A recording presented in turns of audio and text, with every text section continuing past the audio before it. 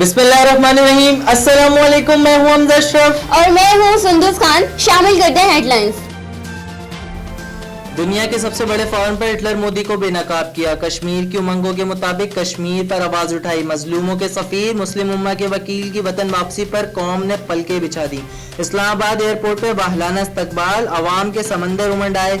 हाथ में कश्मीर और पाकिस्तान के परचम, लबों पे कश्मीर बनेगा पाकिस्तान के नारे। पाकिस्तान उम्मत खुशामदीद सोशल मीडिया पे टॉप ट्रेंड। दुनिया साथ दे या न दे, हम कश्मीरियों के साथ हैं। वजीर आज़म इमरान खान का अमेरिका से वापसी पर दो टोक ऐलान।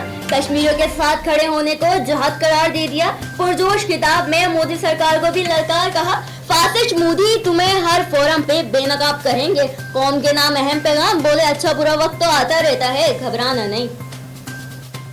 भारत में 30 बरसों से कश्मीर पर दहशतगर्दी कर रहा है। भारतीय जासूस कुलभूषण ने पाकिस्तान में दहशतगर्दी का एतराफ किया। अक़वाम मुत्तहिदा में पाकिस्तानी सफारतकार का भारत को मुंह तोड़ जवाब, कहा सब कुछ अच्छा है तो कश्मीरियों की आज़ादी क्यों नहीं दी जा रही।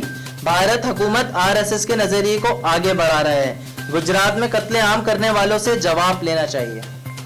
ये वक्त लड़ने झगड़ने का नहीं, मुखालिफिन सियासी मोर्चे छोड़कर कश्मीर के मोर्चे संभाल लें। मुआवजे खुसूसी फिरदौस आशिका अवान का अपोजिशन को मशवरा, कहा इमरान खान ने इस्लाम का हकीकी चेहरा दुनिया के सामने पेश कर दिया। नाम निहायत सियासतदानों को चुनना बिकने वाला नहीं। वजीर रेलवे शेख रशीद की भी घनगरज, बोले एटमी हथियार क्या शब बरात के लिए बनाए हैं। पाक भारत की जंग हुई तो एटमी जंग होगी। फासिस्ट मोदी को छुपने की जगह भी नहीं मिलेगी।